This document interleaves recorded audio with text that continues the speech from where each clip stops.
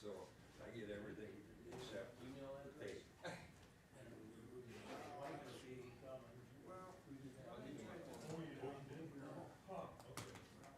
Because we'll, yes, yeah. Later on, it's like, it's kind of sleep, snowed a little bit. Like everything kind of turned ice. Polish no taxes. Zero. But if you're at a 50% tax bracket, in terms of taxable money. Well, no, listen to hear everything I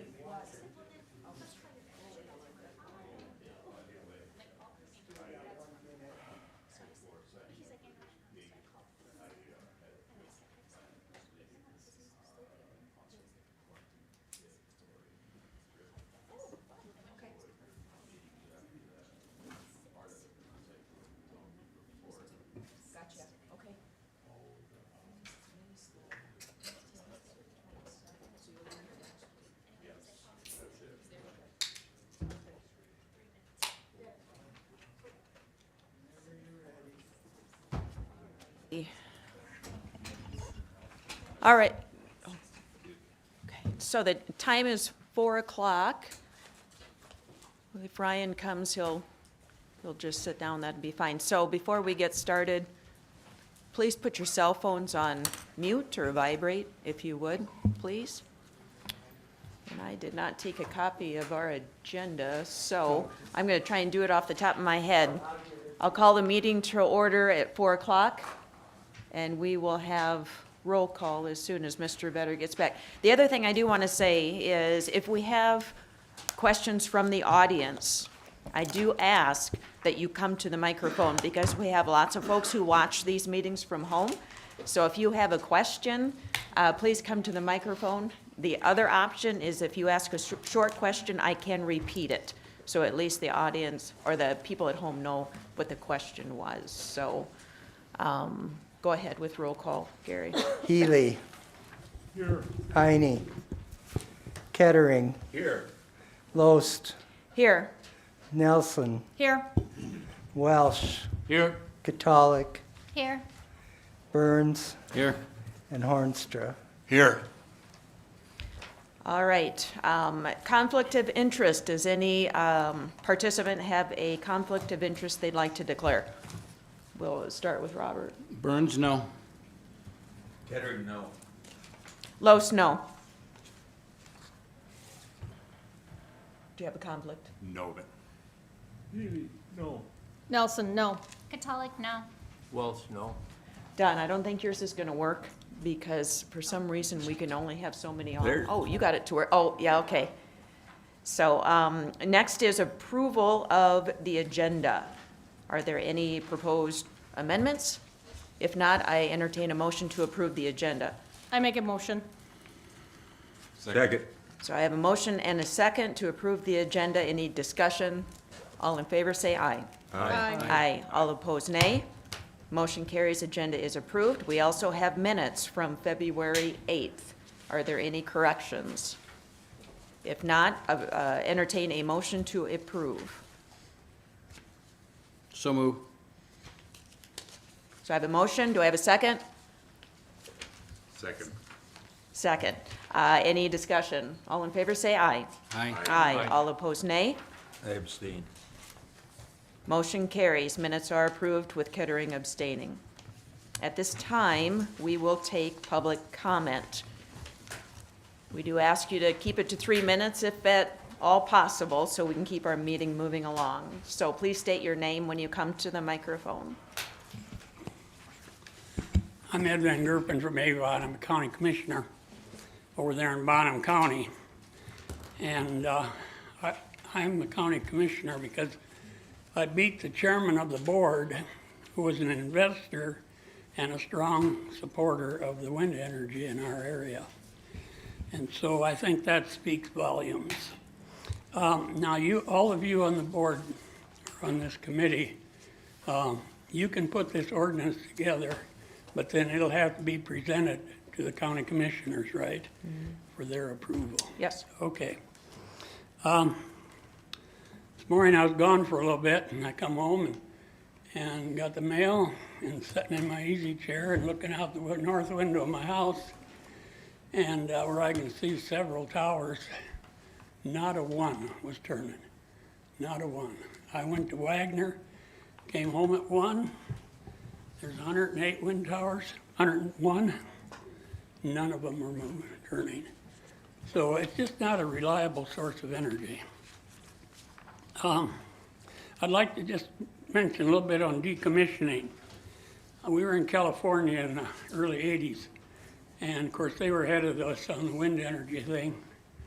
And we went past a place by Fresno where wind energy farm or park had been abandoned. Blades were missing and, just been abandoned. And what a terrible sight. And so I knew that they had a decommissioning plan for the Prevailing Winds Park, which is closer to Avon. But the one north of town where there's 43 towers, the PUC wasn't involved with that to make sure things got done right. And so I thought, I'm going to check to see if they got a decommissioning plan. And I know a couple of people at Northwestern office in Sioux Falls they own that wind park now. And one of the people I know is the head of the wind division, and the other one was the lobbyist for them in Pierre, where I got acquainted with her when I was in the legislature. So I called there and asked for a copy of their decommissioning plan. Don't have one. So they can basically walk away from it, and the farmer's stuck with that thing on his land. So when you put something together here, and it'll depend on the size of the wind park. If it's under 100 megawatts, then the PUC isn't involved. But if it's over 100 megawatts, then the PUC is involved and makes sure things get done right. And on the second wind park, that prevailing winds, they're putting $5,000 a year into a fund that the PUC is involved with. And then at the end of its life cycle, which probably is from 20 to 25 years, then there'll be about 100 to 125,000 available to help with the decommissioning. And that's only about enough to hire a crane. And so I've been told by a very reliable source that they'll just walk away from it and give up that money instead of spending another, who knows how much to take the towers down. So much for the decommissioning. Just make sure I don't know how you want to handle that, because if it's a bigger project, like I said, then you don't have to worry about it. But if it's a smaller one, then you do. And I don't think I mentioned this the other day. I've hauled a lot of hay into northwest Iowa, and Sioux County doesn't have any wind turbines. And I wondered why.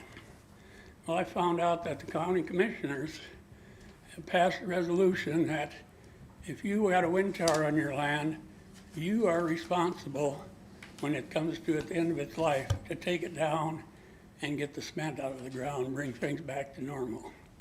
So unless they've changed it lately, you won't see any wind towers in Sioux County because the landowner is responsible. Well, I heard they built a new dairy over by Sanborn, so I went over there to see if I could sell them some hay.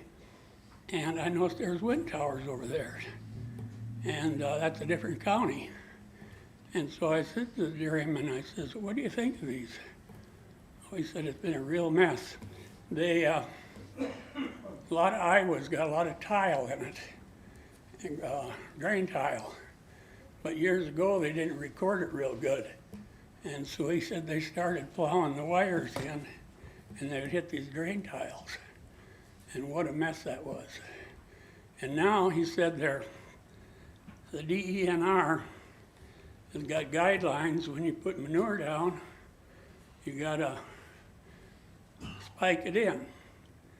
And now he said it looks like we aren't going to be able to spike it in wherever there's all these lines laid underground. And he says that's getting to be a real mess because, they got these big lagoons to clean out, and they don't have enough land for it, so they got to go to the neighbors. And now he says we won't be able to do that. So he says it's going to be a real problem. And, things like that they just didn't expect, that they would have that handicap to get rid of the manure. The dairy I go to all the time, he used to be able to sell his manure to a neighbor. Now he's just thankful if they'll take it. At Sioux County, and that area out there is so filled with livestock and manure. And so anyway, there's just some of these things that have surfaced that you never thought about. So I just thought I'd share them with you, and something to think about. Thank you. Thank you. Is there another one, sir? Anybody else? Great. Yep, go ahead. May I use the whiteboard? Well, try to keep it to 3 minutes now, Yeah. because you've spoken to us before, I so, know I got a little on the board there, but. yep. I'm done going, So but if you're over there, I don't know if we can hear you, so can you make your point from the microphone here, please? we'll give her a try. Thank you. Okay, Doug Nelson, Wayne, Nebraska. I was a speaker at the first meeting, and And the second meeting, we had a speaker from the Public Power Company. And remembering a few details, she said that they have 20% of their energy covered by wind turbines. And then on the other sources of energy that they have, they require a 15% overload in those sources to cover for peaks. Well, I want to point out that if you happen to have a peak that exceeds the 15% overload that they're required to have on their dependable sources of electricity, at the same time you lose the 20% of wind energy you have, you're going to be 5% behind the power curve. 5% of the people are not going to have power. So that's one thing. And another thing, I attempted to estimate the economics of the larger turbines, and I calculated that at 40% efficiency. And we came out with a megawatt generating about $6 an hour worth of electricity. Also last week we talked about a 3 kilowatt size turbine and about a 30-footer, and they operate about 10% efficiency. And a 3 kW would put out about 300 watts per hour at 10% efficiency. And I also remember last week that the lady spoke of a wholesale price that you could sell your power to the grid, and I believe it was 1.4 cents per kilowatt hour. Yeah, 1.4 cents a kilowatt hour. So that would make 300 watts worth a little less than 4/10 of a cent. So that's not very much to pay for a turbine, you know. And my deal, I come up at 40% efficiency on a whole megawatt at $6 an hour, an estimated operating expense of $735 per year. If you back that up into cost per hour, it comes out to be $84 an hour. So here's the deal. If you take $6 an hour times 14, in other words, raise the price of electricity 14 times, you'll break even, because 14 times 6 is 84. So there's something here that just doesn't really make sense. This is what the lady passed out last week. And the big item here is a 50% tax credit on the purchase of one of these. And if you remember my presentation, a 50% tax credit to a man in the 50% tax bracket in terms of taxable money is double. So you could completely pay for one of these with just the 50% tax credit in terms of taxable income. Keep in mind, a tax credit is a credit on a non-deductible expense. So there's how this works. Plus, you could take Part 179 depreciate 100% of that in 1 year. So 50% of the cost, say you're going to put up one of these smaller ones, I'm not sure what they cost, but let's say it's $100,000. If you depreciate that and you're in the 50% tax bracket and you write the whole thing off, you'll save 50% of the price of it just in tax savings. So you can see the government is putting things in here in the back door. And can I have a couple more minutes? Or am I out? I think we'll call it good for the day. All right, well, thank you very much. Thank you. And I just want to point a few things out. Thanks. Thank you, sir. All right, we have a speaker up. Sir, if you'd come forward, we have Ronnie Hornstra. I think he's got some slides he's going to walk through with us, and everything hopefully happened? is queued up, so, oh, There we go. there we go, perfect. If I can figure out how to run this computer. We'll see. Can you hear me all right? Yeah, perfect, thank Okay. you. I've got quite a number of slides. I'm planning on running them through them quite quickly. Probably be best to take questions as I show the slides, because usually can answer better then, and Okay, there's not such a thing as a dumb question. I'm from Avon. I actually serve as president of the two community wind developments up there at Avon. I have quite a little electrical background, though I made most of my living farming. Is that all right? Yep, I can see what I'm doing here yet, so Think so. thanks. Today I'll be trying to, if we can get the slide to change.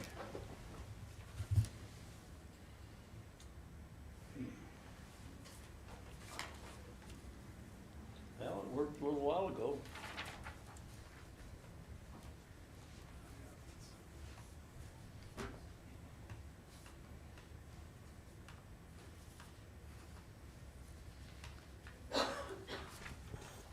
Keep working? I can stand up here for you. All right. If it doesn't, can you change it? Next one there.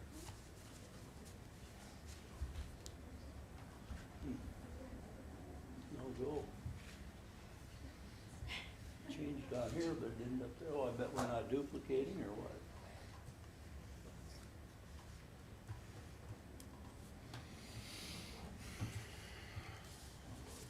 Key up here for duplicating.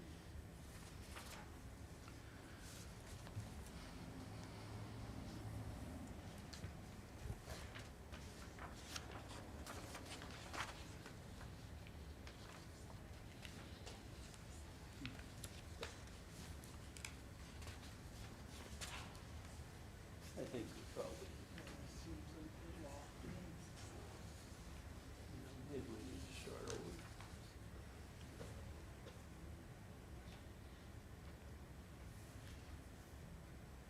Where's Heidi? Slideshow. That's what I was just thinking. He'd be the pro on this. I am not. Slideshow. And then should go to.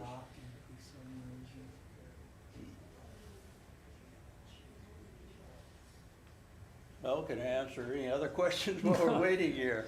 Mr. Hornstra, I'm Mike Welch. While we're waiting, I missed what you said about your current position. Are you the CEO of both Prevailing Winds and No, Beethoven? I'm a farmer, You're just a farmer. And yeah, and. what's your involvement with those two projects? Okay, I have this on the slides, but back in the early, like, 2007, there was all kinds of development right up to the state's border, but nothing was happening in South Dakota with wind power. So the state started promoting wind power, and there was a meeting in Freeman that some of us went to, and that kind of got things started. I see. Okay, here we are. Just hit these arrows. I can probably explain more as I go along, but. Okay, I'm just gonna try to answer questions today and talk more about the regulations on the federal and state air level, so that you have an idea what happens at the higher level, and show you a few things that we needed to do to start this wind farm. And I'm not gonna advocate for wind or against wind, I'm just here to answer questions. Oops. Okay, southeast South Dakota, we have two wind farms north of Avon. They're spread across Bonham, Charles Mix, and Hutchinson counties. First built was named Beethoven, and it has a capacity of 80 megawatts. If you're wondering where the name Beethoven came from, it was financed by a company that names their wind farms after German composers. And a little tongue-in-cheek deal to get back at them with their sophistication. We named the substation up there Schroeder after the little piano player in Peanuts. There's 43 turbines in that, and they're 1.86, because they're kind of small by today's standards. It was completed in 2015, and it's now owned by Northwestern Energy. They bought it from the other company. Prevailing was completed and started commercial operations in 2019. It's owned by Applied Energy, and it supplies electricity to local co-ops via the Basin Electric Co-op. Any questions on that so far? Why did they keep the first wind farm at 80 megawatts? Why? Yeah. Well, I'll get into that, but it was kind of limited up there. And I'll show you what the expense would have been. I know the reason, I hope you can tell us what it is. I think you know the reason, but you don't. But anyhow. Okay, let's stay focused Anyhow, here. there's a total of 80 turbines between the two, and they generate approximately 300 megawatts. That's enough for about 100,000 homes. So how did this all come about? Our neighboring states were rapidly developing wind power. South Dakota was leading behind because of our tax burden compared to the other states. And then in 2007, they started promoting wind power, and they had a meeting in Freeman that a few people went to from our area. And at that time, Frank Flowcheck was our senator, and he got on it, and he put meetings on in all the area towns, Avon, Springfield, Tyndall, Scotland. And at the last TRIP meeting, there actually had been 2 of them in TRIP, we decided we had to form some kind of an organization to move forward. So with that, the local attorney in town there was pretty supportive. He put together a corporation for people that were starting the co-op, and it was named Southeast Dakota Wind. That was the very first corporation, and I served as chairman of that, and the ones that came after that. We developed and wrote ourselves a mission statement, and you could substitute prevailing winds. You could put B&H wind in there, or southeast wind, but anyhow, that was our mission statement for all the wind farms. Excuse me a minute, I'm gonna get my bottle of water. Good.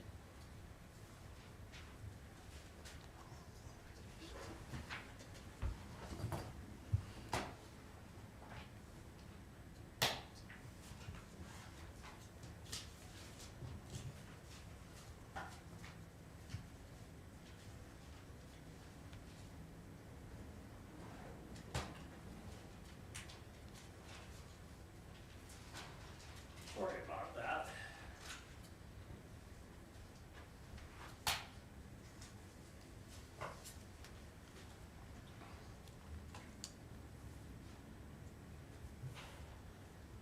So what I'm going to try to explain what is needed to complete a wind farm beside the local area. You said to Question? ask questions. You said there were 3 in eastern South Dakota? No, just 2 wind farms. 2. One's called Beethoven, the other one's called Okay. Prevailing Winds Park. Have they both changed in ownership over time? Well, yes, in that. And why? The development corporation, then you get along, and I'll show you what money is needed, so you have to get a banker to finance it, and they get naming rights, of course. The Beethoven was actually a German company, that's why the Beethoven is involved. If you're getting into it later on, that's fine. Thank you. I had a quick question too. You mentioned it was a community-based wind development corporation. How are you defining community-based? All right, it was local people, 25, that went together to try to develop this. Okay, but Yep. like in Nebraska, there's been legislation that has been enacted, OB 840, that defined community-based wind development, or CBED, actually, economic development, and it was defined as 30% locally, of local investment in the ownership structure. So it's not that. This is just a term that you use. The 25 people were from the area town. Okay. Right. So it's Right community in there. the sense that it was local people that were part of the initial That LLC. started it, and we, as the 25 people, put up the Met Towers and got everything Sure. started. What's the Then when percentage? you had to get more money, we asked for investors, but they had to be South Dakota investors. Okay. What percentage local ownership would you guess is involved with either of these projects now? Zero. Zero, okay. All right, thank you.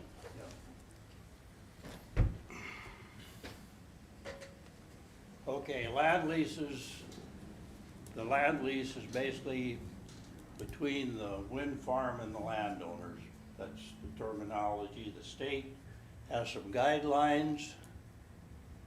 For one thing, construction, after you sign the lease, has to start within 5 years. That is a good law because earlier there was people going around tying up land with land leases, primarily with the hope of hanging on to them and selling them to someone else. So that was actually hindering wind development. The other provision the state has, there must be a minimum of a 10-day waiting period from the time a lease is delivered until it can be signed. And this must be certified by the signatories as a part of the lease. So that's right in the lease that they had 10 days to look at it. And the other thing is the law prohibits taking the wind resources off the surface lease. That's the way it's termed. You've probably heard of mineral leases, water leases, where you might own the land, but somebody else can come in, take the gravel off from it. You can't separate the wind resources. That's about the only provisions the state requires. And of course, you have to have wind. This is a map of the United States, and this is at 100 meters high. The blue portion in the middle, they call that the Saudi Arabia wind. So there's a lot of wind energy there. This is a map of just South Dakota, and I'll point out here. You can see, maybe this is where the a little spot right in the middle is Beethoven, and the lighter purple around the outside is prevailing winds. Over here is Yankton County, and this would be like Turkey Ridge where it's real dark, and then down this end would extend into Yankton County. A couple of things. Mr. Ed Van Gerpen here asked about why we kept this under 80 megawatts. You can see that spot's actually pretty small to get enough wind energy. At that time, the turbines weren't real efficient. They were still quite costly compared to what they are now. From the time we built the Beethoven wind farm till we built the prevailing wind farm, the turbines on Beethoven are 1.86 megawatts. The ones on prevailing are 3.8. They cost about the same money. And they're more efficient. And I'll get into a little more why this stayed under 80 up here later on. We'll start with federal regulations. They are the toughest. First thing is the interconnect power line study. This gets real intense, and this is where the big money comes in. We're fortunate in South Dakota in that we have all these power lines running across, primarily because the dams are in South Dakota here. This is Fort Randall here. This runs over to north of Utica, and then down to the dam here by Yankton, and these two feeder lines go to the Sioux City area. This one feeds Sioux Falls. So there's quite an abundance of heavy lines in the area to get power out, but they are getting real full. Beethoven just goes on this lighter line that Northwestern owns here. It's injected south of Trip to a substation right along Highway 37 there.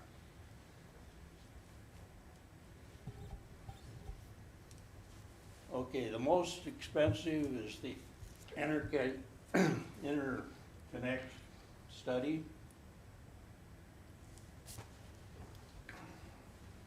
Ron, you Yeah. talked about letting the lines get out of the energy out of the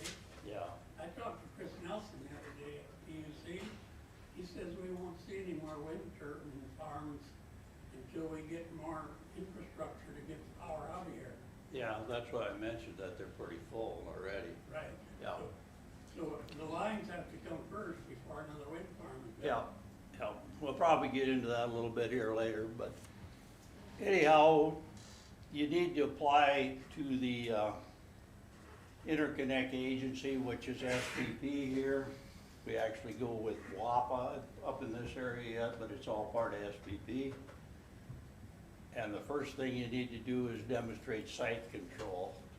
And that can be anything, you just have to say you've got a place you can put it in. So you lease some land under the power line. And it doesn't have to be where it winds up at the end, but you have to be able to prove you've got a place. Then you start getting into the money here. And you can see that anything over 75 megawatts, their deposit and cash only is $90,000. That's just to get your foot in the door. Who's that money deposited with, Mr. Van Gerpen, or excuse me, Mr. Hornstra? Who do you With deposit? the SPP, with the power grid. I see. Yep. And so then, if you want to go on to the next step, you can either have a letter of credit, you don't actually have to put the money up, but it's $4,000 a megawatt. So if you're applying for 200 megawatts, you're talking $800,000. So before you get to this stage, you usually hire a independent contractor that looks at this and says whether or not he thinks you have a chance. He don't charge you so much. And then you, if he says, yeah, you got a good chance, then you may do this, move on. And we didn't have to get this far on this long power line to Utica Junction, which is about 26 miles, but that's $80,000 a mile for the study. But actually the company that bought it wound up having to finance that. Once you've decided you're gonna go ahead, you put your name in and you get put in the queue. Now this is broke down into several areas, and we're actually in the north area here, this lighter colored. And this is the projects that are in that area that are in the queue now. There's 516 people in that queue. There's 43 in this northern area. When we did it, there was 19, and we thought we had a long wait ahead of us, but there's a lot more things happening now. You've got battery storage, you got hybrid, which would be probably solar and wind mixed, straight solar. Thermal is anything that burns fuel, could be coal, diesel fuel, natural gas, and wind. And the green is wind here, it's still the largest, but these others have gained quite a bit. The only one I see that's very close to this area, I don't see anything on Turkey Ridge. There's a project going on over here in Sioux County the way it looks. This is the steps that it goes through one by one till you get to the end. They tend to overlap as you're going along, but that's the interconnect process. Then when you get all done with saying what you want to do here, they come back and they tell you, you've got to pay for all of the things to upgrade the power lines. And this was for the Beethoven project here. At 300 megawatts, this is what it would have cost in the end to upgrade the lines, $23 million. So we started cutting this back. Go back to 200, see what it'll cost. Go back to 100, see what it'll cost. Finally, it went back to 80 in that area. Actually went back to 100. No, it actually went back to 130 is what we ended up at. And we thought we could afford that, and we went ahead. But then there was only room for towers and everything to do 80 megawatts, so that's the primary reason this kept getting cut back. And then for that little spot up there that had real good wind, got back to 80 megawatts. Then you have a site study. This gets pretty intensive, it's kind of expensive too, but not as bad. You have to study, and I should have had another slide in here that actually showed the process on prevailing, but you do the native grasslands, the prairie habitat, the wetlands, plants, wildlife. The wildlife gets the most complicated in our area because you got endangers, threatened, and then what they call candidate species that may get put into the upper two categories. Raptor species is the biggie. They actually had to go 20 miles around the project, look at all the trees, and see if there was any stick nests in them, which type of nest the raptors build. Study on all the birds. What they do for the study on all the birds is they go out and park on an intersection, same place, different times, and see what kind of birds fly by, which way they fly, all that. Bat study. Bats is a big study. And the way they do that is they have microphones and recordings they put out in different areas on a little stand. Listens for the bats. And then they can run this through a computer program and it'll show this is the bat that made that noise because they all make different noises. And we were hoping to maybe have some towers south of A1, but they found some long-eared bats down there, so it wasn't worth the trouble of trying to build down there. Rodents, that's primarily not so much an area here, but prairie dogs and little animals that hunt the prairie dogs. Insects, that was a big area thing in our area because there's some dung rollers and things like that are problems. Reptiles wasn't a big deal, and fish, of course, isn't a real big deal. If I could just ask, what is the impact on rodents? It's obviously not flying into the blades. No, it's if you would destroy their habitat by building roads and so Oh, just on. the actual construction phase? Yeah, the actual Okay. construction, yeah. Ron, Yeah. what was the setback on that eagle's nest? The question was, what is a setback on an eagle's Yeah, nest? At the end, they determined 2 miles is what they wouldn't build within, Well, then how come you signed up farmers within that 2 miles? because we didn't know that was gonna happen till after the, Yeah, that's good, that's good. Keep going. Okay, the next thing is Federal Aviation Administration. You have to apply with them. They have to look the project over, and then you have to give them the location of each proposed tower, and then the final location. Sometimes things change just a little bit, you know. When you're building something, you have a plan, and then you have an as-built. You have to give the height of each tower. FAA requires the towers to be white, and the towers must be lighted with FAA approval. Lighting. The next thing is the Federal Communications Commission. You can't interfere with any communication.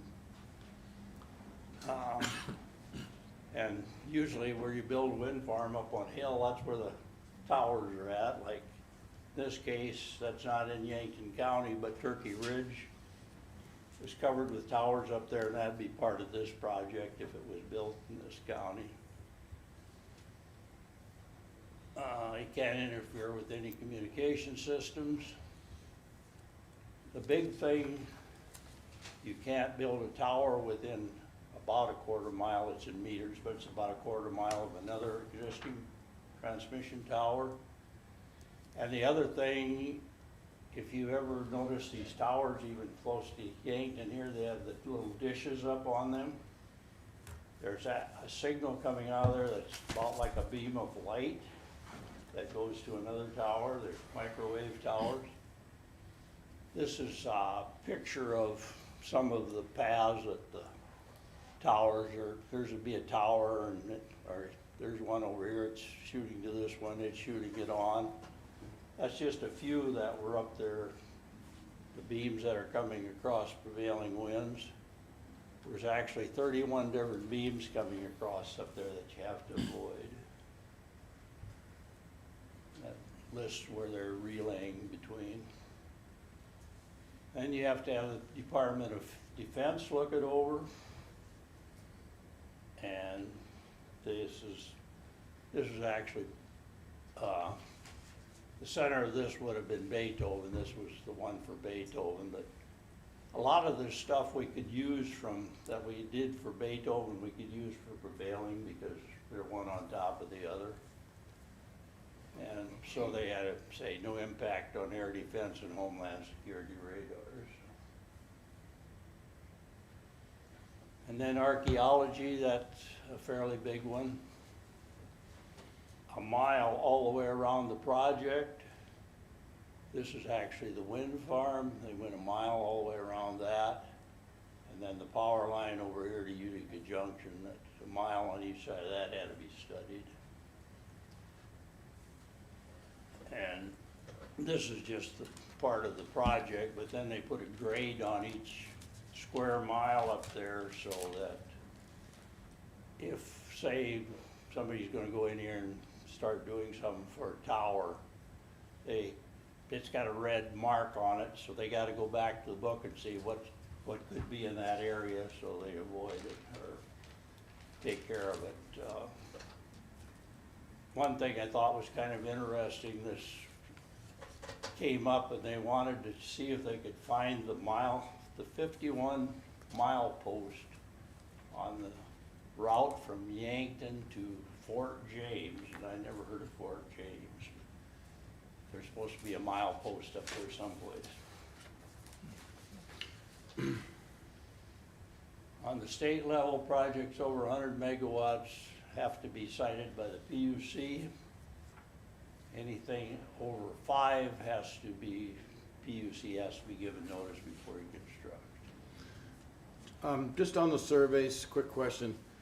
You guys are doing all that pre-work that's required, bugs and rodents and every other darn thing. Yeah. And then you have the spinal grid that's generated, green, yellow, red. Up to that point, I mean, that's your final probably work product at that point where you have the scale, the color scaled map.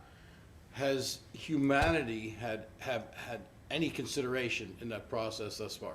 Okay, yeah, I could bring up a story there, I guess. It's Well, I part of mean, it. you're just gonna leave it to zoning, or was the actual population considered in any of that up to Yeah. that point?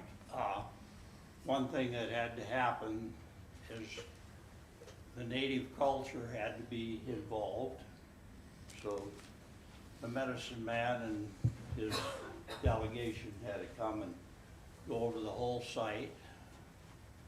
And up by Tower 47, the medicine man said he could feel some spirit there.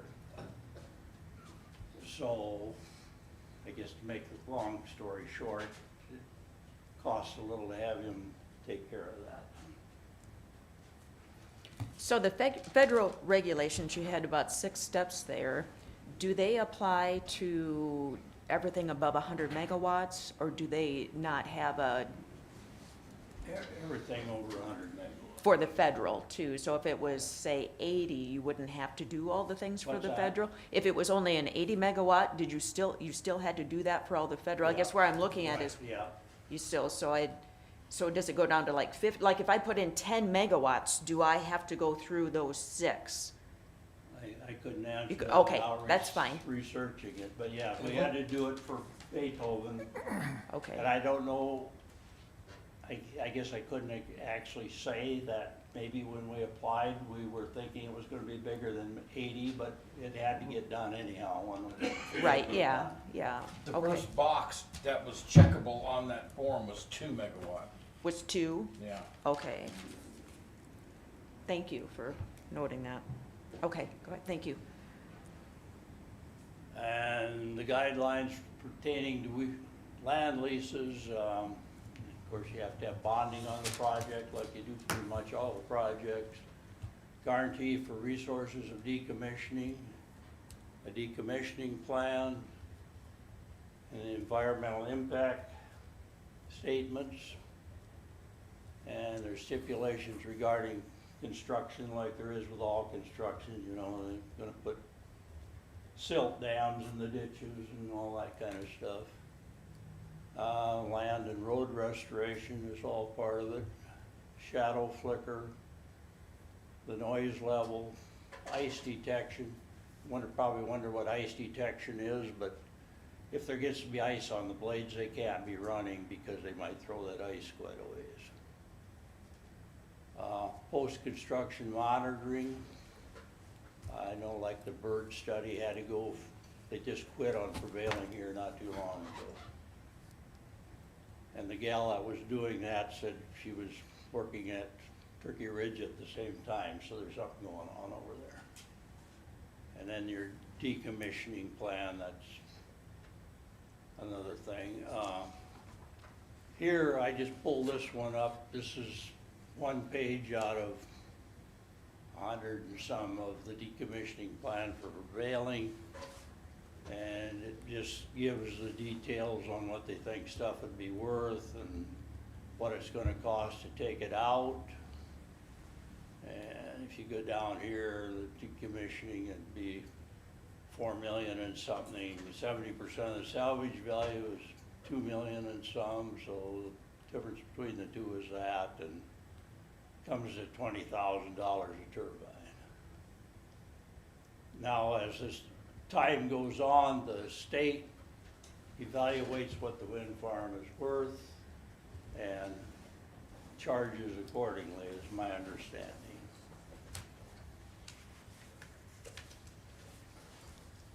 On the local level, that's what you are. It's very important to have guidelines in place. They're good for both the county residents and the wind farm developer. You gotta have some rules to follow. I encourage you to, you probably got it a little easier because a lot of other people have gone through this. You should be able to, Bonham County didn't have anything when we started.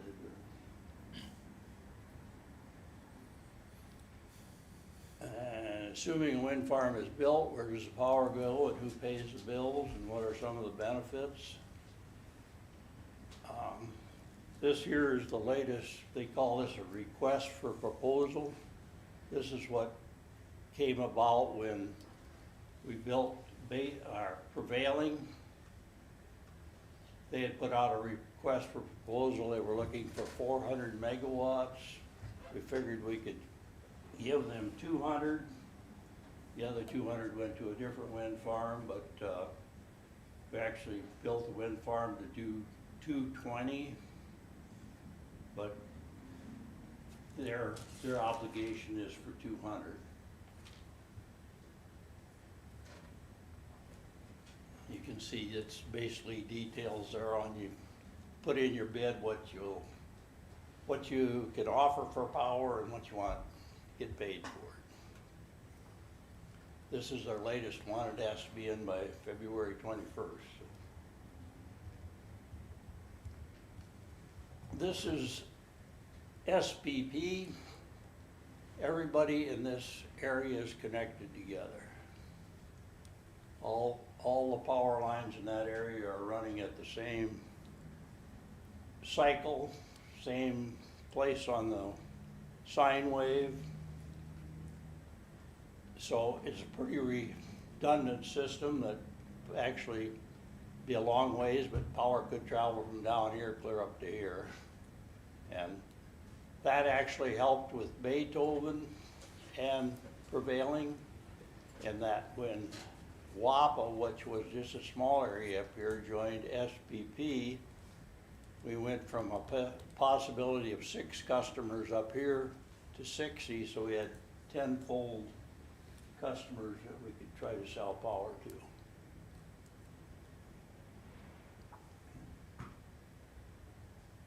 This, I just put this together so you would have an idea what a turbine is worth. This is the 3.8 turbines that are up at the Prevailing Winds Park. And there's a 2-part tax on turbines. The first part is a nameplate capacity tax. You call that a property tax. You pay the same amount every year.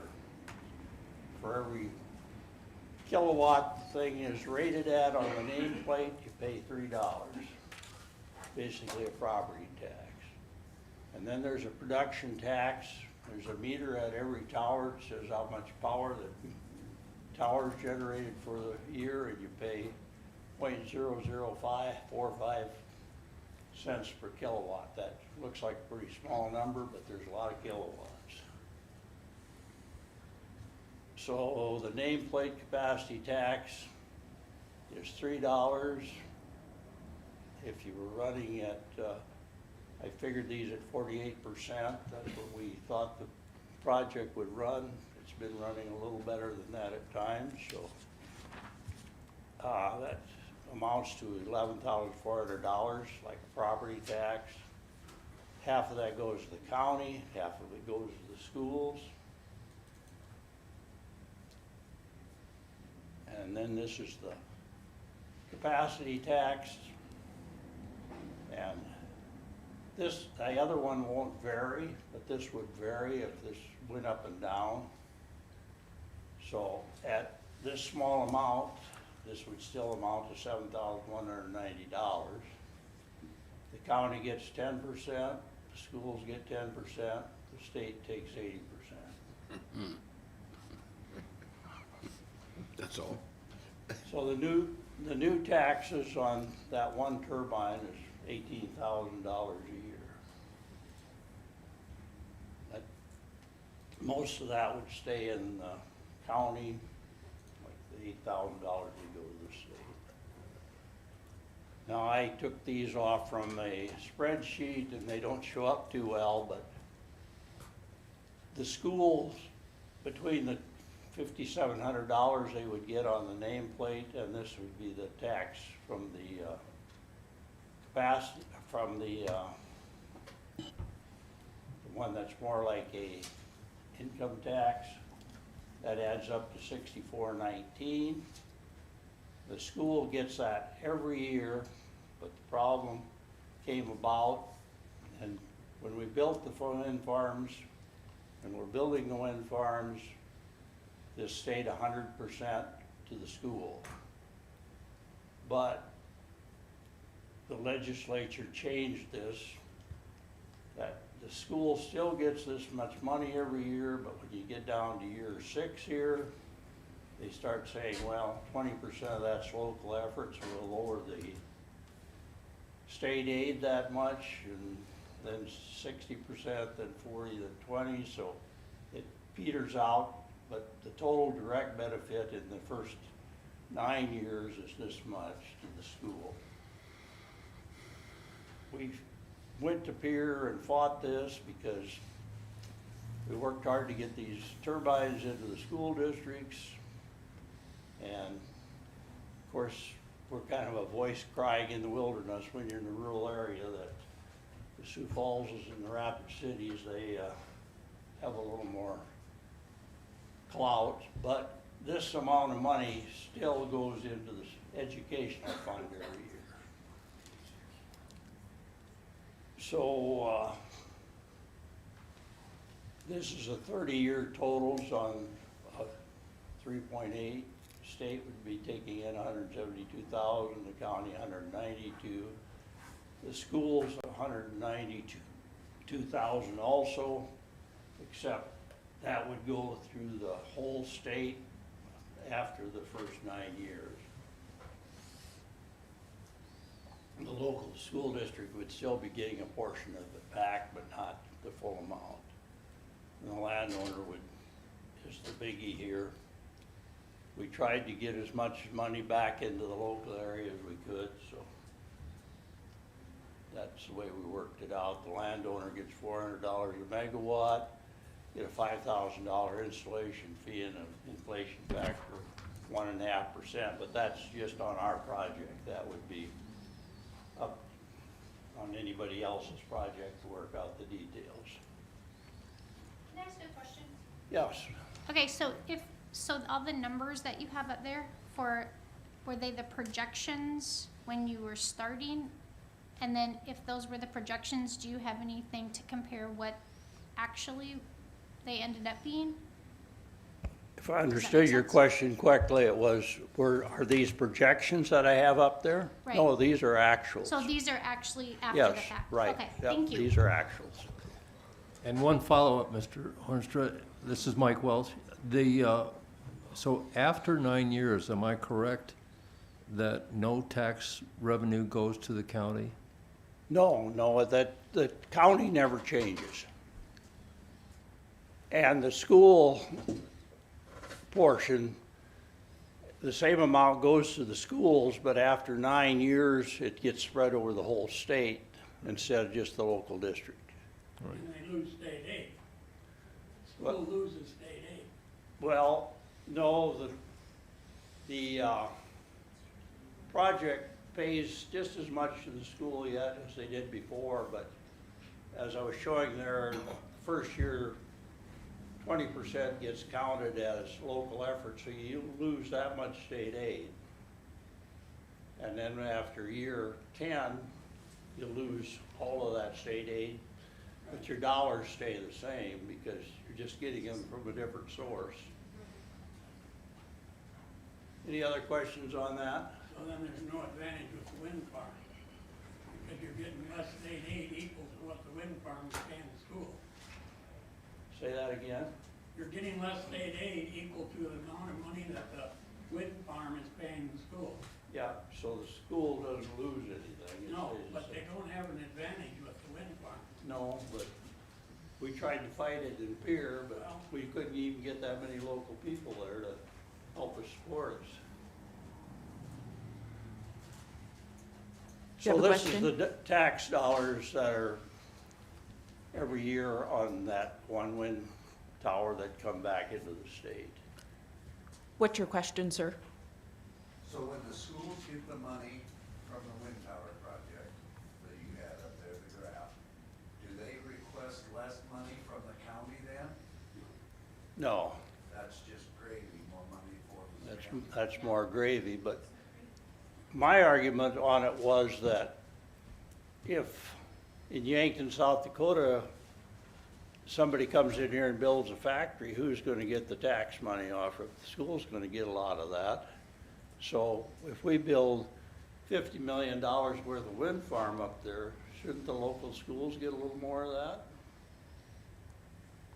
So They that- do get some of it, but most of it gets spread over the whole state. So I would say our frustration with this issue is not for this board. Our frustration is with Pier, so, and that was changed a couple years ago, so why don't we keep marching forward, because we're not changing that here today. And the other thing that would be with this would be there'd be the jobs and the wages created.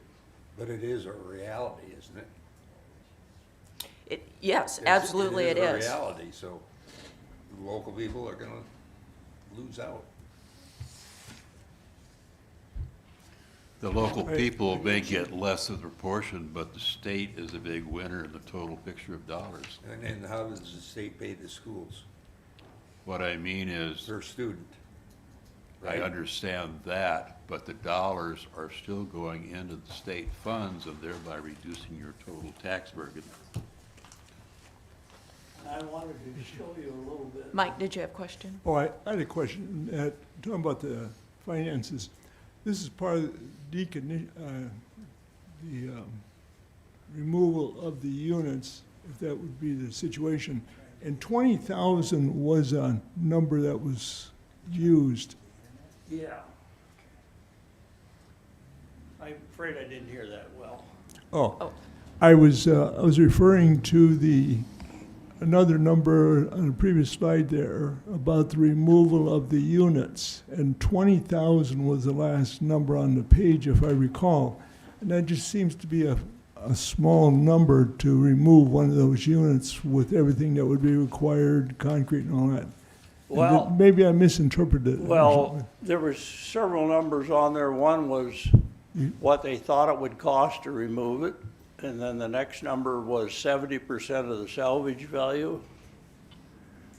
And then that 20,000 was the difference between those two numbers divided by the number of turbines. That was actually per turbine, that 20,000, after the salvage was sold.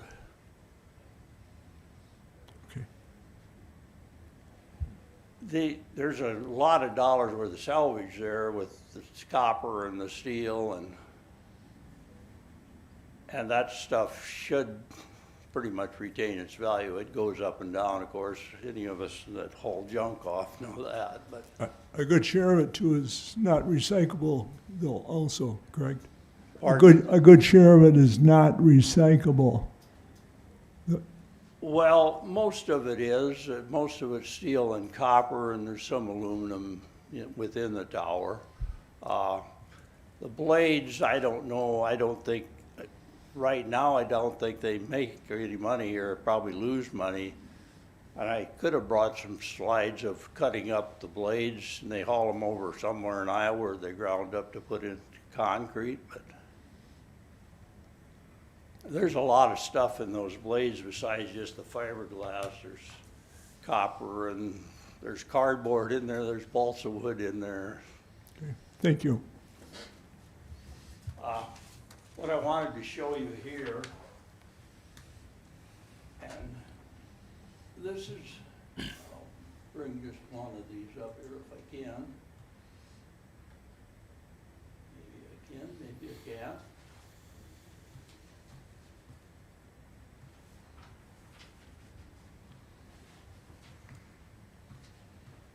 This is the SPP grid that I showed you earlier. And this is what they call the price contour map. Now, what a lot of people don't realize, and there's no reason you should, is anybody that generates power within this grid sells their power to SPP.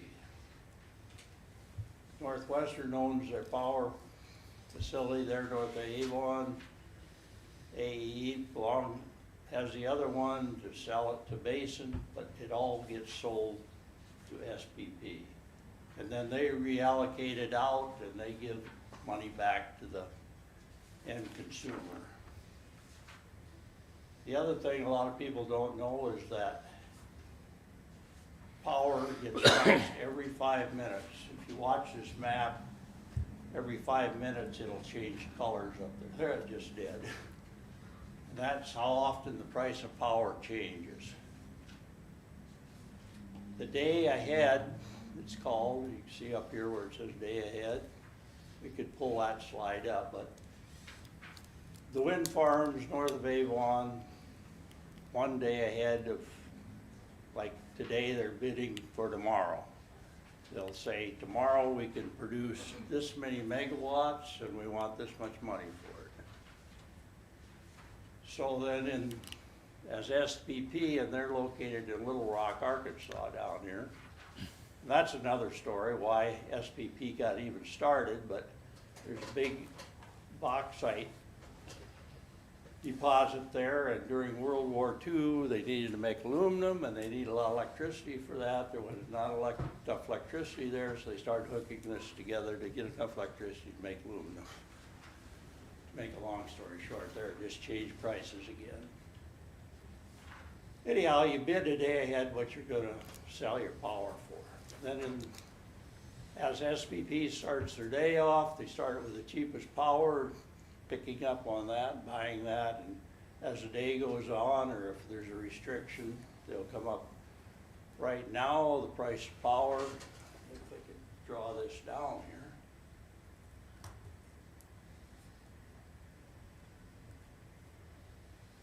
can see about where the colors are that correspond over here. This is the price of power.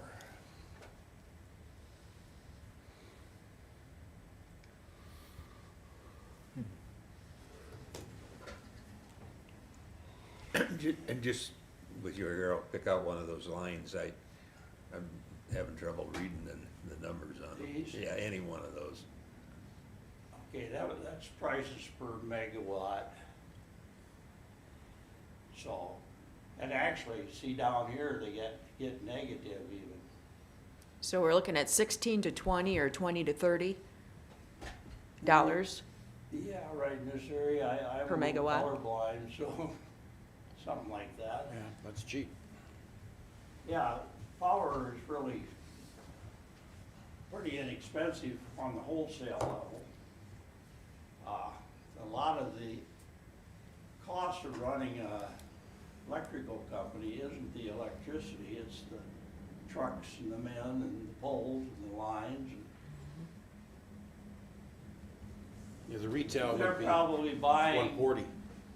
What's that? Well, retail, I mean, it would be 120 to 150 dollars per megawatt.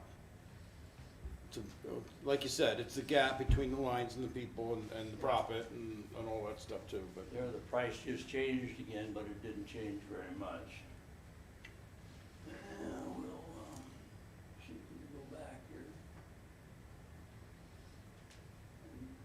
This here, and I'm not hitting it this at a very good time to be very braggy, so. But this is the way it is. And anyone can pull this up. This is right now, this whole area, this is where the power is coming from. The electricity is really low right now. This is wind right here, and it's got a pretty small part of the pie right now. This is coal over here. This is natural gas. You can see what the rest of them are. Nuclear, it stays about the same all the time. Hydro varies very little. It's usually fairly small too. It's right now, there's hydro right here, that's about where hydro stays, 3.5%. Diesel fuel is usually about zilch. Where's the solar? Solar is about zilch too right now, it's 0.5. I'll show you another slide here.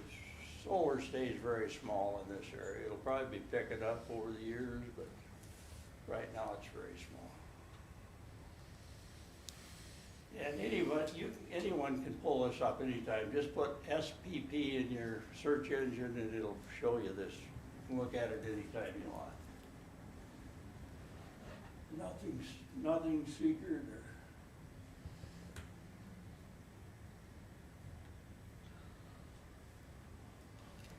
And here's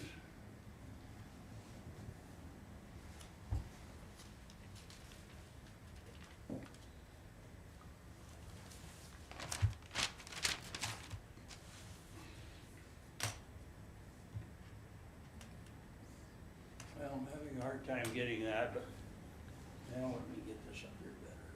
Can't really show you what I want to show you.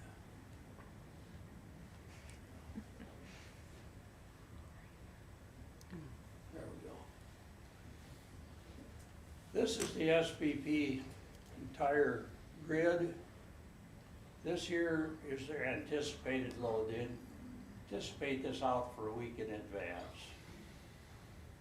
And then there's here where it's darker, that's actual.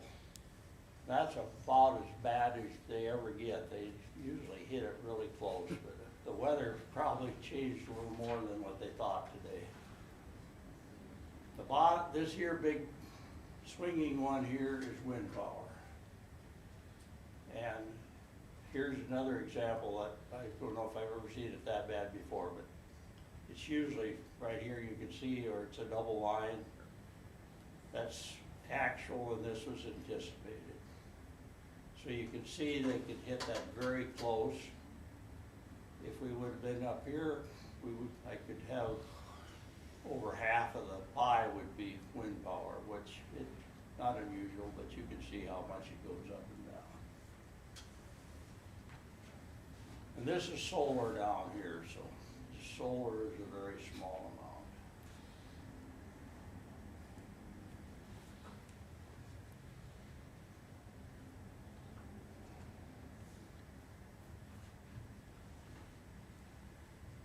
And I guess that's all I have. If there are any more questions? Yeah, go ahead.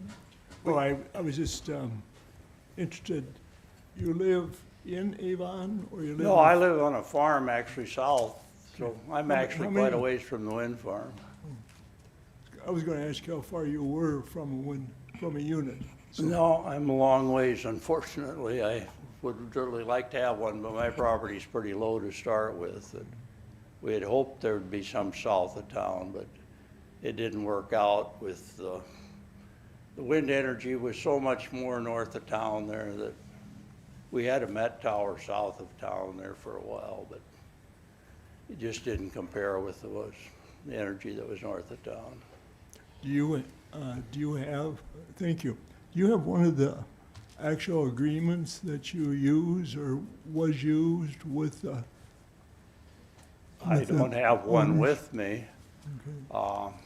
The easement? Pardon? Are you talking about easement? The one that was required to be, or The signed lease? by each farm? The lease? No, I Yes. don't have, but anybody have any questions on that? I guess, so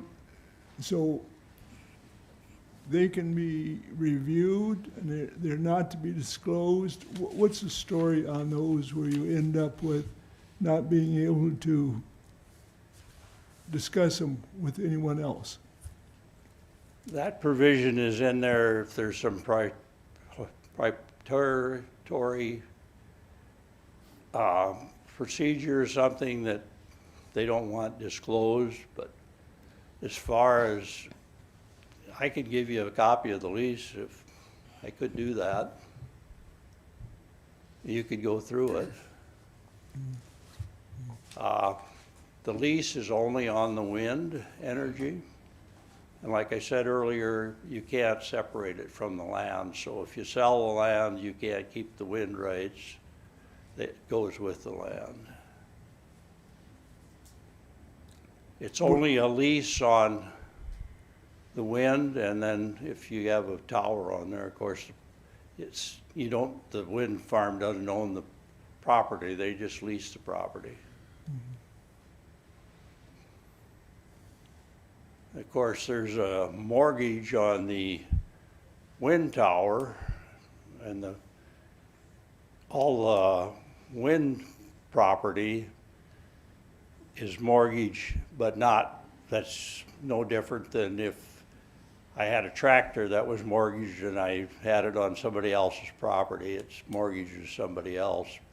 But as the bank wants security, they gotta say we could take over this wind farm if we had to.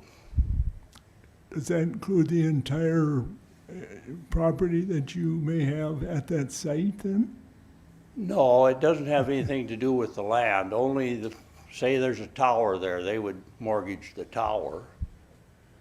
The company that currently owns it and borrows the money would have mortgaged that tower, or the whole wind farm, actually, and the underground collector lines. Would that mortgage include the road that goes into the tower?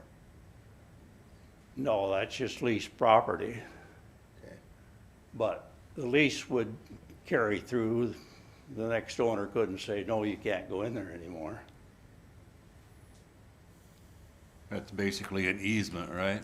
Yes, it's an easement, not a mortgage. Any other questions from the members? Yeah, go So ahead. just, since you were involved in this process from the beginning, I'm Mike Welch.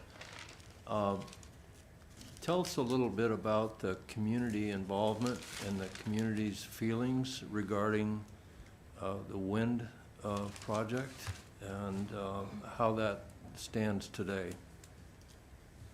Well, I would say it divided the community some. there was people that came in right away, or some of the locals too, that, you know, advocated pretty strong against the wind, and still do. Has it created hard feelings within the community? Oh, probably some, but I would say, you know, the majority are pretty favorable of it. Anytime you can create any jobs and new business in a small town like Avon, where you don't have that many jobs to start with, it helps. And though there aren't that terrible many people that are actually working at the 2 wind farms, the big thing probably is that, well, I don't know if that's the only big thing, but most of them, you still get their meals in town there, I guess. And, but they bring in crews. Now Avon doesn't have a motel, so they usually are wind up in Tyndall or Springfield, staying in the motels. And they eat all their meals someplace because they're away from home. But So how many full-time employees currently work at the 2 wind farms together? you know, I can't actually answer that for sure. I know in Avon it's down quite a bit from what it was, because that's a whole other story, but General Electric guarantees these towers for 10 years, like there's gearboxes and stuff going out from time to time. And they are the ones that provide most of the workers. There's a manager from Northwestern in Avon, and there's a manager and assistant manager up at Prevailing Winds. And the rest of the employees are paid by General Electric. Concerning the land that the towers sit on and the owners of that land, how many of them or what percentage of them actually reside in the local area?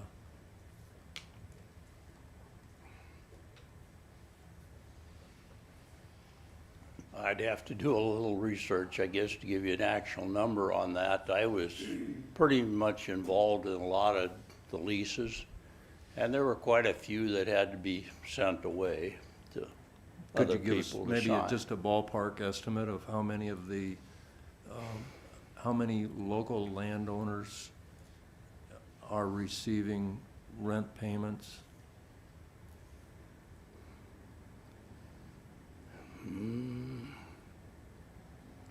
I don't know if I'd even dare commit to that.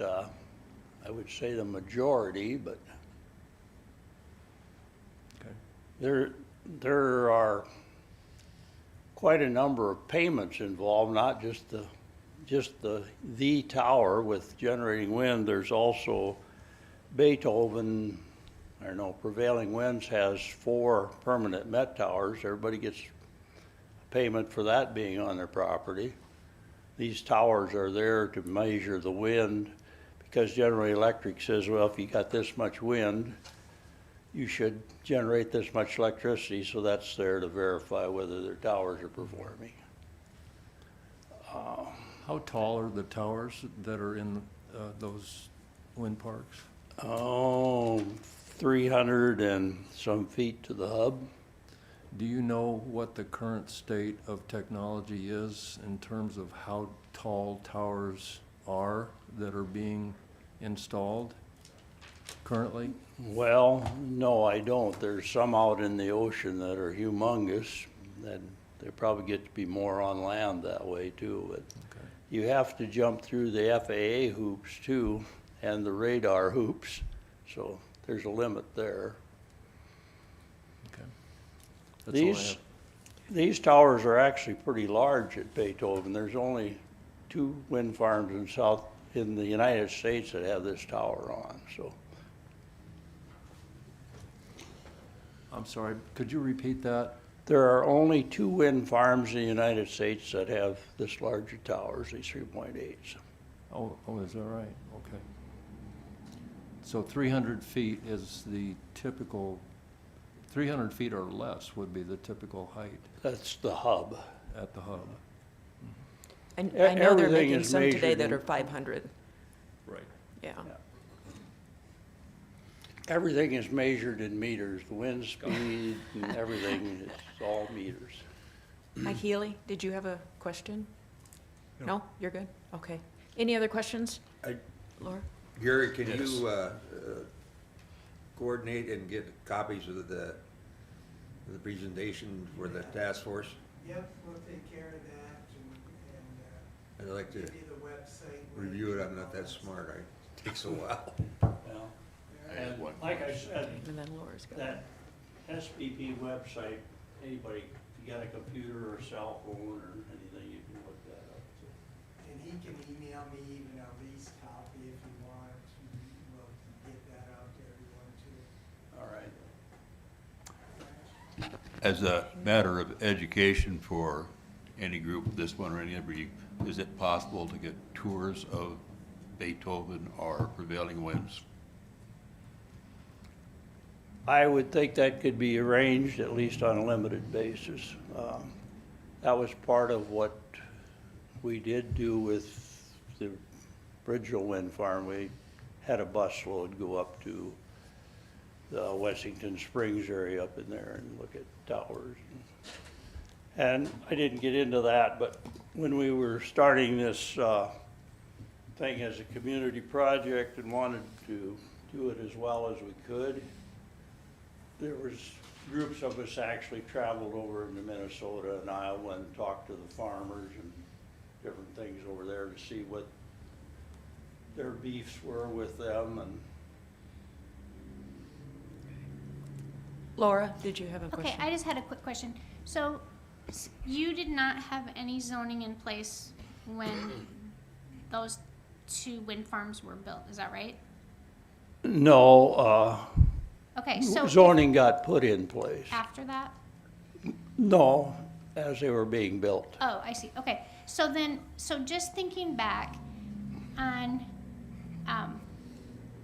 like if the community got a little divided or people weren't happy with their neighbors, so can you think of anything that you saw in your whole process that was an issue for the people who were not happy about things that we could do better, or that you think would help to alleviate some of those issues? Well, it's pretty tough because part of it is if I can see it, I don't like it, you know. It's high in the eye of the beholder. Some think they're pretty and some think they're very ugly. So you really can't do anything about sight. You can take care of the sound, you can take care of the shadow flicker. And the shadow flicker is actually kind of a technology in itself. I only had about so much time here tonight, but So what would be the thing that most people were was it just the visual was the biggest concern, that people who were frustrated, was that their biggest concern, was just having to look at it? well, some had health concerns, whether legitimate or not, that there's health concerns. If you think about something hard enough that it's not gonna be healthy, it's not gonna be healthy. That's the truth. What were your setbacks in the end from residences? Do you remember, were they 1,000 foot, quarter mile? Setbacks, it's in the Article 17 there, but the numbers don't really mean anything if it says 1,000 feet, because your noise, your decibel level, and your shadow flicker will preclude any of those. What was your decibel level that you were allowed? 45 on the outside of the building. Okay, 45 at the building. That's all in this. Right here. If you have Article 17, Yeah. it should be in there. And so it was, because you span 3 counties, so each county would have their each guidelines. I know we've got Bon Home. So were the other 2 counties all pretty much the same? Or did the PUC in the end say, well, this is the most restrictive, you're following this rule? No, the counties still have final, Okay, they can supersede the PUC.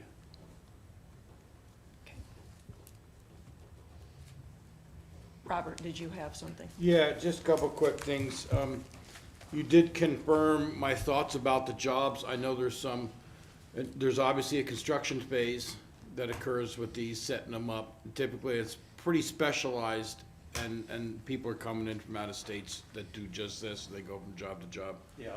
And then going forward, the permanent jobs, GE running them, and, these aren't jobs you advertise for in the newspaper. This is Right. specialized training and Yeah. and There stuff were like that. a few jobs up there during construction that they tried to get local people involved, but not too many people. Yeah, there's just, There was, people doing security work and things like that. right. Was there a vibration analysis done in that list? Do you remember? You mean like vibration into the ground? Yes, sir. I don't think that's. I didn't remember it in your no, list. There's nothing that I know of. Okay. And then, how deep are your feeder lines that connect the towers? How deep are they Well, buried? I'm not sure what the guidelines are, that it has to be, but I think they shot for 7 feet. Okay, so that's not something, like it was brought up earlier that farms aren't able to run over these feeder lines with equipment? Yeah. Or there's limitations on that? It'd be pretty tough. And the tile thing, I don't know if it's spelled out in there, but I think it is in the lease, that if tiles get ruined, they have to be, In the construction? they have to be fixed. So Okay, that's all I had, thank you. Okay, I know I've task talked force all good? to hauling hay over to Iowa also, and that the one guy did tell me he had problems on some of his ground, that the tile had gotten cut and hadn't gotten fixed. The water come bubbling up and he got stuck with his combine. Okay. What's your question? In Saline County, Nebraska, in October of 2021, a $30 million construction lien was filed on 99 tracts of real estate because there was problems between the developer and the construction company. So the question is about a construction lien that is getting placed on properties. That's right. I have a copy of that lien, but Was it on the land then? yes, it was on the 99 tracts of real estate, and I'm puzzled as to how they can legally do that. It must have just been on the equipment that was on the real estate. But I don't know. I'm no lawyer. My response to that would, you can try and put a lien on anything. Okay. So whether it's a legal lien or not is probably above everybody's pay grade here. So, are we good? Thank you so much for your time. You got one more? question. I don't understand why so many of these wind farms get sold after they've been up for a period of time. Well, take Beethoven for instance. That is their business model. They come in and finance, because it takes big money. They get it put together. I don't care about their business model. Why are they doing it? Why? Because they get it built and then they sell it for a profit. And depreciation and green energy credit, Well, all of which flows. the green energy credits, that's a whole ballgame a lot of people don't understand too. Yeah, there's the energy credits, but the tax equity financing, the way that works is that someone that wants to invest some of the money into the wind farm, probably not the owner, but somebody with deep pockets and a big tax obligation, or a tax obligation that they are pretty sure they know what they're going to have, they will put up what they think their taxes are going to be for the next 10 years. And then each year, 2.5 cents a kilowatt gets put back on their tax credit, but only if it generates. It's by what's generated. It's not a gift. It's not a grant. they get that credit back. And their argument or their thing is that they're gonna try to make some money, that this is going to be less than what our taxes were going to be for 10 years.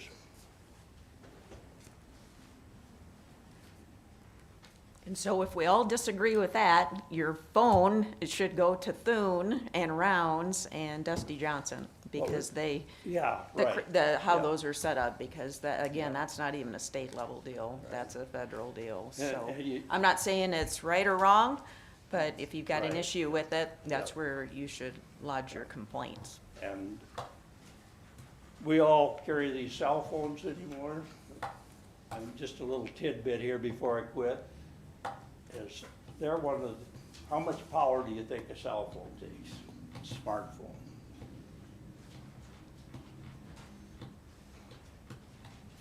Anyhow, Water too. each one of these take about as much power as two energy-efficient refrigerators every day.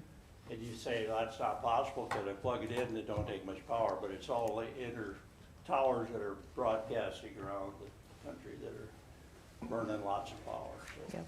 They actually Alright. take quite a bit of power. Thank you, sir, appreciate your You're time. welcome. Thank you. All right, it is 5:30, and we will end at 6. So our task is to finish where we left off, and that is section 2603, item 1I, and that's the Ag District. And here we are talking about what we call as small wind energy conversion systems. So these would essentially be our private system in an Ag district. And right now it reads, so the Ag district may qualify for an administrative building permit meeting or exceeding district requirement of 20 acres. So if you live in an Ag district, you own at least 20 acres. You could come into Gary's office and get a permit for a tower that is under 80 feet. All other WECs, so anything above that, would have to go to section 2605, and that is the requirements for a large energy system. So we had a tower application not too long ago, came before the Planning Commission. Was it 120? It was 120 feet. It was in an ag zone. The gentleman owned like 80 acres, something like that. But he had to get up high enough above the trees to catch the wind. So he couldn't get an administrative permit for that. He had to come to the Planning Commission. So when we went to 2605, and the first item, applicability under there, I'm going to read this.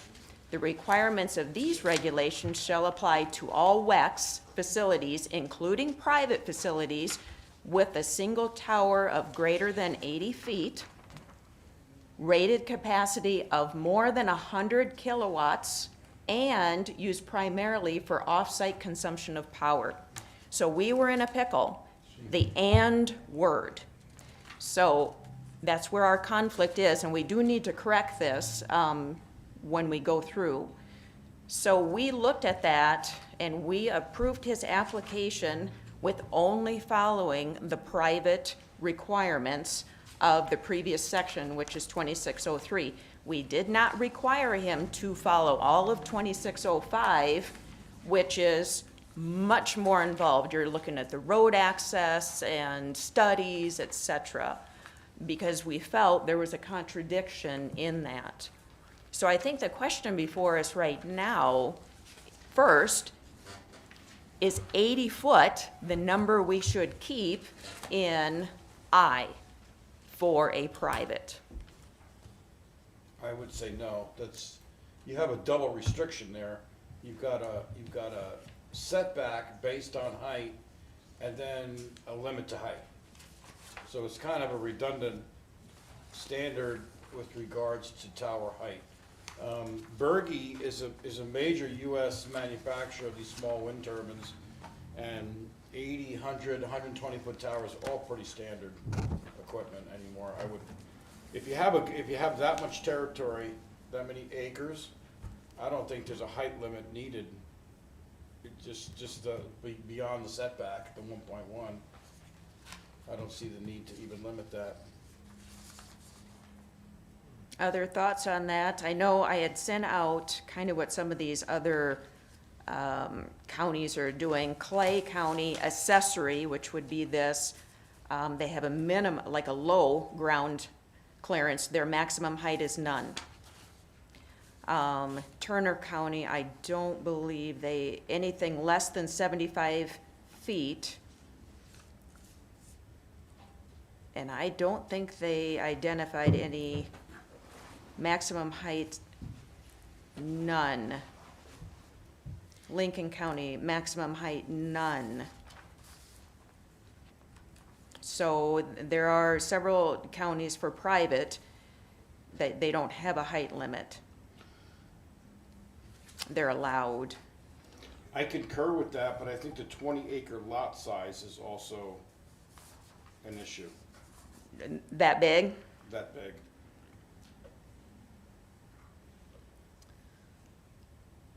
Sherry, isn't that Yes, sir. the minimum lot size for a subdivision? 20 acres is the minimum lot size in an ag district. For dividing, Yes, unless you come in and you're partitioning off a homestead from like a quarter section, we want 5 acres for the house, and we can allow that. But if you're gonna go and buy property from somebody and they're going to parcel it off, it has to be 20 acres. right, so that's why it's in there, is 20 acres. So in an ag district. Now, we've got lots of lots that are less than 20 acres because either they're grandfathered in or they were partitioned off with a homestead. So those lots we do need to consider, if you I've got one would. that's 18. So you could, in there, say if your lot is greater than 20 acres, there's no height restriction. If your lot is between 5 and 20 acres, this is your height. 120 foot. You could do it that way for the smaller lots. Now, we've already said the 5 acre, which is the low density, I flip my page here. We said the low density, you have a maximum of 40 feet. We decided that last week. So at 5 acres, it's 40 feet, so if you go from 5 to 20, could it be 75? Or 80 feet where it is now. So we could put some additional language in there.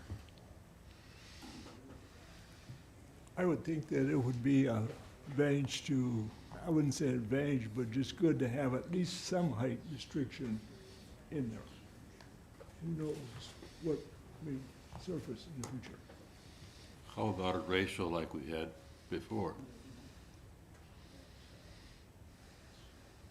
If you need to have, Oh, add an acre, so 5 acres, anything, if it's 6 acres, it's you're adding on the 40? Some- what I meant was a ratio of the highest to the distance to the edge of the lot. Oh. Or that was applicable to smaller parcels So, as a guideline for the future, to prevent somebody from putting up a 300-foot tower.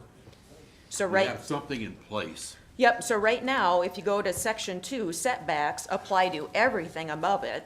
No part of the wind system structure may be sited closer to structures, property lines, or rights of way than 1.1 times Okay, the height. that's what I mean. Yep. Exactly. So, if you've got a 10-acre lot and you've got a house and a building and such, then you still have to be a certain distance Right. from that. Okay, good. Sherry, and that's all on the same property owner's property? Yeah, that applies to everything above there. Everything in item 1, number 2 applies to, and if you flip the page, you've got access, noise, approved wind towers, et cetera. This is all for little, small, self-generating systems. That is how it's currently written, and we'll get into that, I think, next week. A lot of burden. So right now, we're just essentially trying to get our arms around setbacks For small wind turbine systems. for ag district, private. We could potentially use the setback as an instrument to determine height by increasing it to 1.5 or 2. and that would kind of limit itself, especially in the smaller lots. It won't affect the 20 lots or more, because you'll have more space than you can use. But it may help to give it kind of a graduated scale, like you mentioned, just using the setback ratio. Because people, for a small wind, you're only gonna get so much tower up there. I mean, so much turbine, and you start, you know, you can get into an 80-foot collapsible tower was $25,000 some years ago. And we put one in the Winnebago school, and it's just not cost effective to do that on a private system. You get it too high up in the air, it just doesn't pencil out anymore. I think if there was a height limit, a 125 to hub height, I think is reasonable, if you felt like you wanted to do that. But 80, 100, 120 are all pretty common small wind tower heights. And when you say 120, is that the hub? Hub, I'm just talking hub.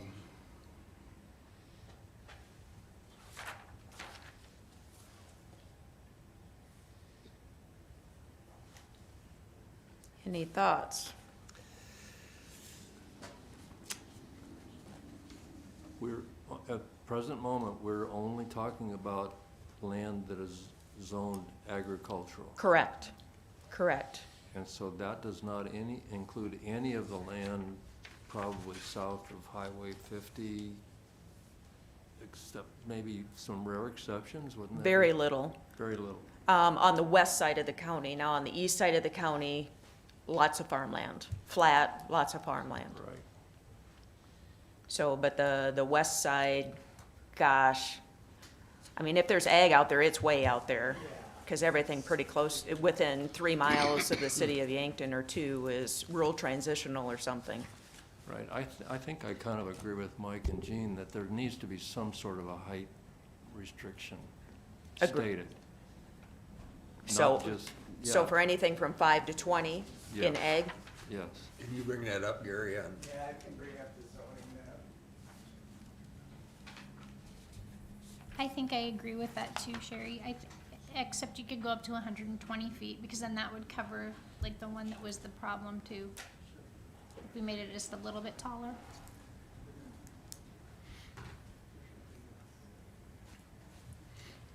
80, 15 will be 5.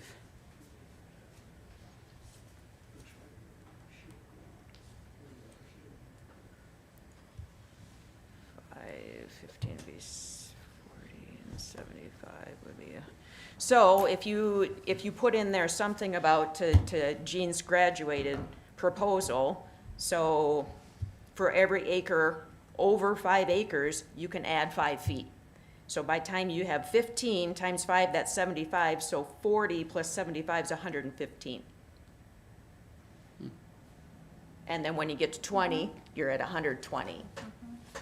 So if the larger your lot, the little bit taller your tower could be, and you still have to have it 1.1 times away from a property line or a building, according to item number 2 in that section. So we could do that.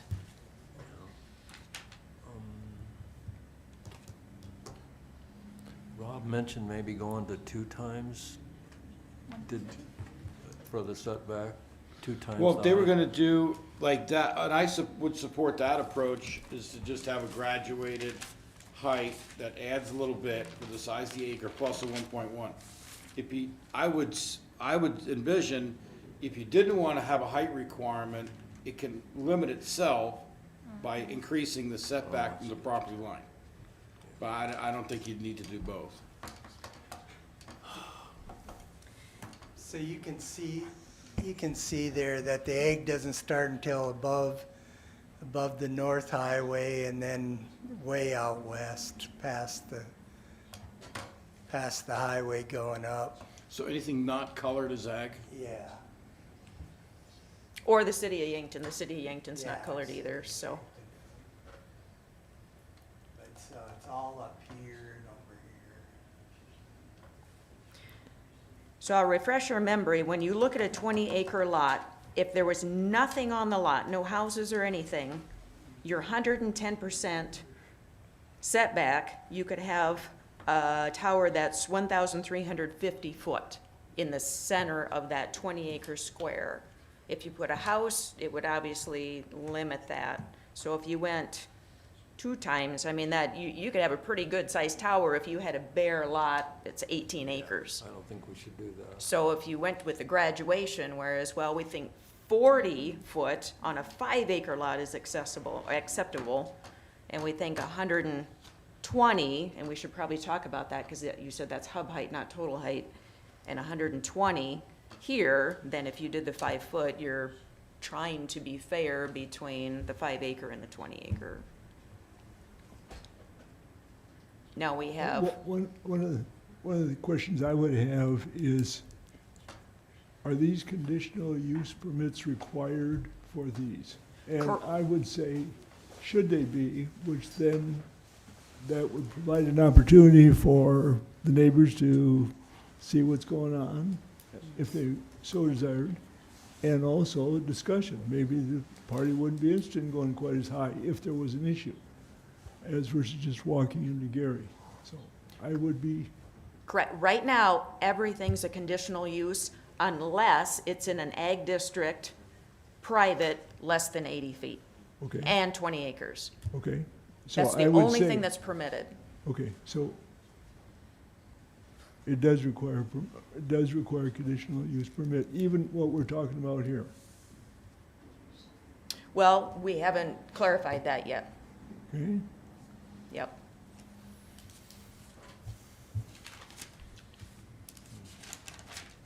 So are most people agreeable to a graduation scale? Because right now, we've got 1, 2, 3 members gone, so we're probably not going to finalize anything tonight.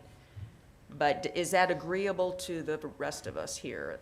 Assuming it's permitted, that we'd go through a conditional use permit. You want to, okay, so Mike Yes. would request that that would be a conditional use, anything probably on a lot size less than 20. Are you okay right now, as it says, if you've got 20 acres and I put a 75-foot tower, Gary can just give me a building permit? Yeah, I would say no. You don't think anything should be allowed? That's correct. Mhm. Okay, so we've got one person who disagrees with that permitted use. And when I say permitted, it's allowed, you don't have to have a CUP. Well, wait a minute now. I'm looking at it from the standpoint that it would require a hearing, or whatever you want to A call it. conditional use? Conditional use, yes, Mhm. Yeah, that's your request. yes. What I'm trying to say is right now, that is not a requirement. In an ag district, you can put up a 75-foot tower as long as you have 20 acres. You could do that today. Okay. And you're requesting that we require you to come before the board? Yes, Okay, yes. yep. That clarification, yeah. And I just ran into that 10 days ago, going through Minnesota, a little town. And there's a tower on the edge of town next to a business. And I don't know what the classification would be, but it just stands out there like something's wrong with this, why they put a tower on this building. And it couldn't have been over 60 to 70 feet. Okay. So we'll make that, no, we've got about 10 minutes left on that. So I'm gonna make that note here. All egg. How long are I'm gonna ask how long the blades are on a 120-foot hub tower. Well, it depends on the size of the turbine. Are they 10 feet? They could be. Could be larger. If you put a 10 kW, yeah, maybe 10, 11 feet.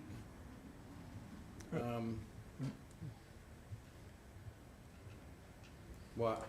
We're talking to the top of the. Blade length. Yeah, So the blade length would be Up in above. addition to the hub height. That includes the height of the, well, and that's what I'm clarifying, is we do, in the end, whatever height we decide, we always have to reference the same total height. Right. And we identify that height is in here, I know it's in here. Total height Yeah, is I think what we're going with. Well, Yeah. So Because Rob, what would it be if it was a 100 kilowatt generator? 100 kilowatt generator, the Northern builds a 100 KW generator, and those are probably 30-foot blades. That's the outer limit in our current definition for small wind energy conversion system is anything up to 100 kilowatts. But, well, I'm not sure, I can't speak to that, but the 100 kilowatts on, I guess you could theoretically consume that much. That's kind of a large system for any individual personal application. Right, but You if know, you're running you're a big doing dairy operation. You're doing something electrically intensive, hog farming with pans, you could potentially use that. But there, you have other limitations outside of the county that are gonna play into this whole sizing thing. And that is that the utility is going to rob you of any power they send you, you send them. So these things are gonna be sized to meet the on-site requirement to displace retail power consumption, not sell to them. You sell to them, you're getting beat.